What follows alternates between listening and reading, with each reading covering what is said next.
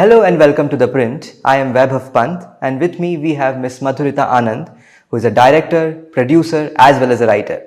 Recently, she has got a new book published whose name is Krishna Circus, and we are here to talk about that. Hi ma'am. Hello. Hello. So in the book Krishna Circus, you talked about a woman whose name is Krishna.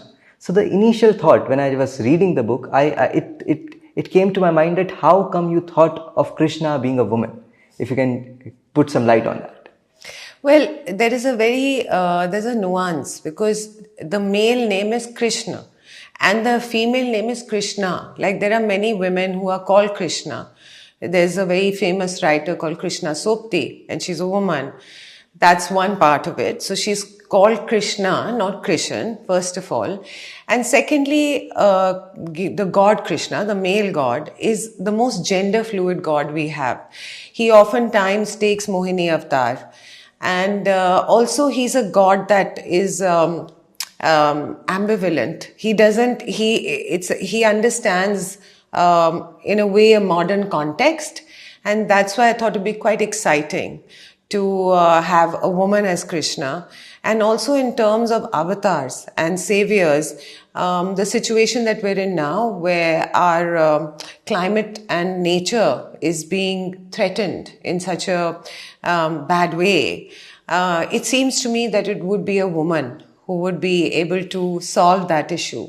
And so the superheroine, it had to be a superheroine, not a superhero. Absolutely. Yeah. So Krishna Circus, the idea of Krishna Circus kind of got created through a script which you wrote.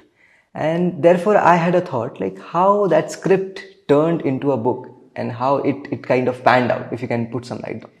So, I actually wrote the script first with a male, Krishna was a male.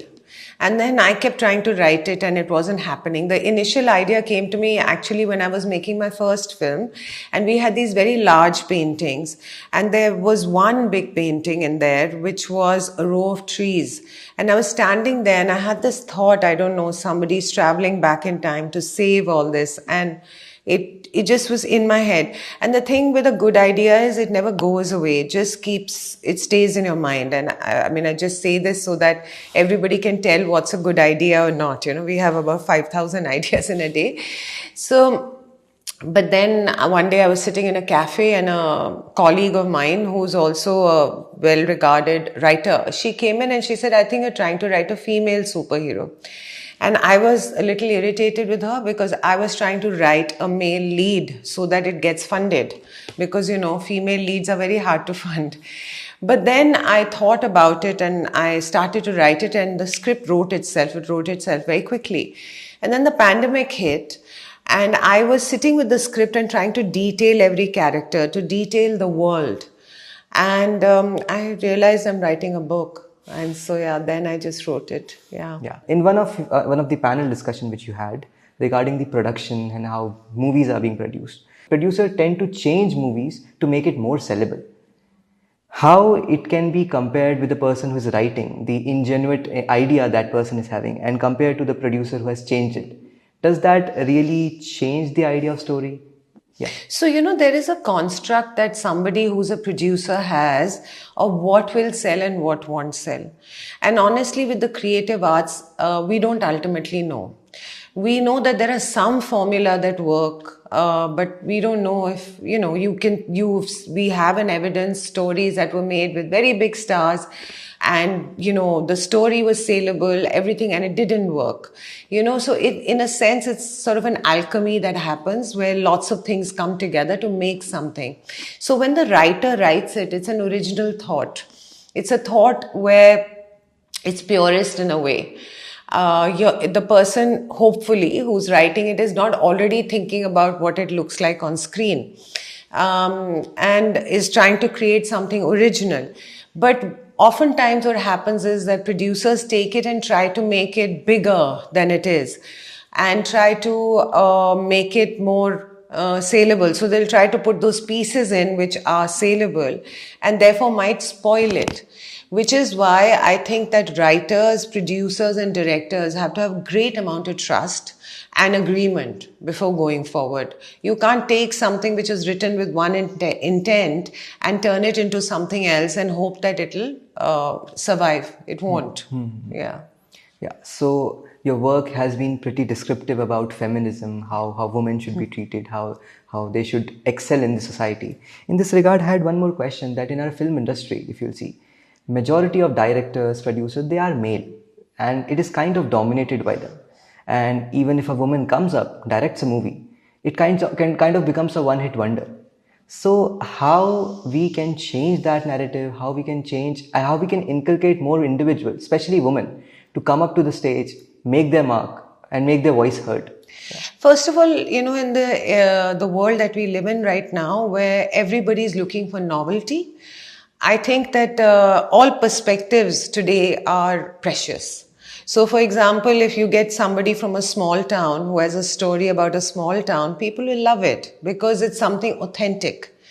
Similarly, while you have the male point of view, which is we've been hearing for centuries now, there is a novel point of view that a woman brings.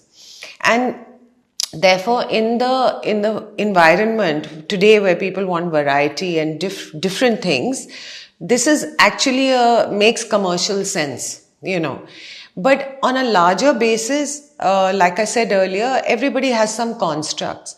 And one of the constructs that have been pushed onto the industry and is that films made by women do not work.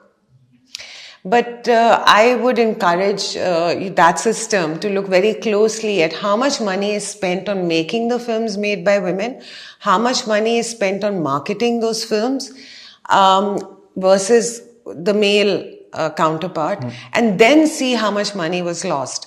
And one will find that women, when they take on a film, they fight for it. They see that it's completed because the chances are so few, you know. And not only they do it to the best of their ability, they cooperate. These are all things that we know. I don't necessarily think those are good things. I think women should be able to not cooperate and be strong and push back, but they are not able to, because when you get your chance, you just immediately, okay, I'll do it, you know.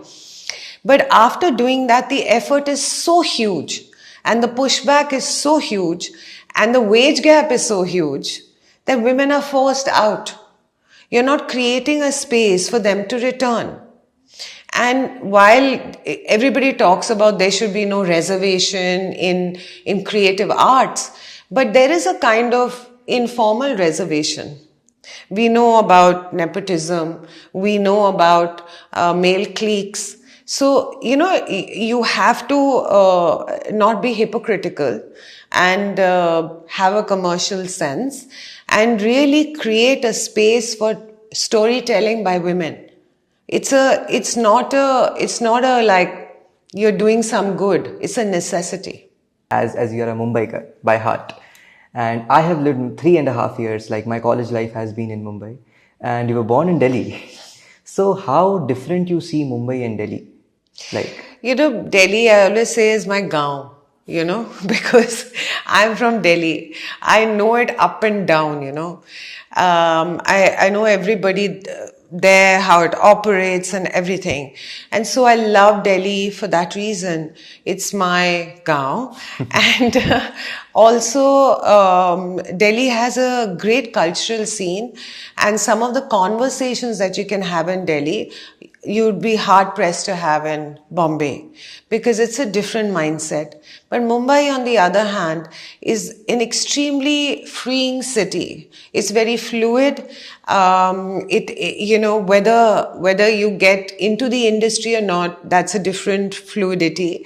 But the city itself allows you to move. And I'm told that it was voted the happiest city in the country.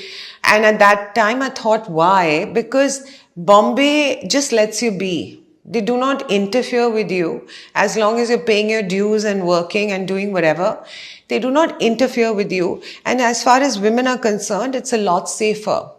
So you can happily jump into an auto at midnight and not feel like I could never do that in Delhi. So now I enjoy Bombay more because I guess I'm at that stage in my career where I want to move and not be hemmed in. But yeah, my love for Delhi is still intact. Obviously, Delhi food. Delhi food and Delhi conversations and Delhi culture. You know, it's unfortunate that it's unsafe and polluted. If it wasn't, it really could be It would have been the happiest city. the happiest, actually, one of the best cities in the world, because we have so much heritage in Delhi, so many monuments, so much history, and such intellectual rigor and all those wonderful things. If we just could take care of these two things. Okay. But you can't have the world, can you? Absolutely. Do you have any upcoming book or movie or screenplay which you want to read? Yeah. You know, I'm essentially a writer, so I'm writing all the time. I have a screenplay for my next film called Yellow Line, which is ready. I am working on another screenplay called Leela's Stone, which is an international project. And in terms of books, I started to, over the years, I've written articles about my work and my experiences as a director. But now I'm developing that idea and making it bigger, because as a director and a documentary director and a fiction director, you have some very novel experiences. So I'm writing about those right now. And also, all the readers of Krishna Circus have been asking me when I'm writing the second part, because it's a 3-part series. This is the first part. So I am working on the second part, but it's very nascent. What I'm really working on is this anthology of essays on my work. That sounds interesting. Yeah. Thank you, and keep watching the print.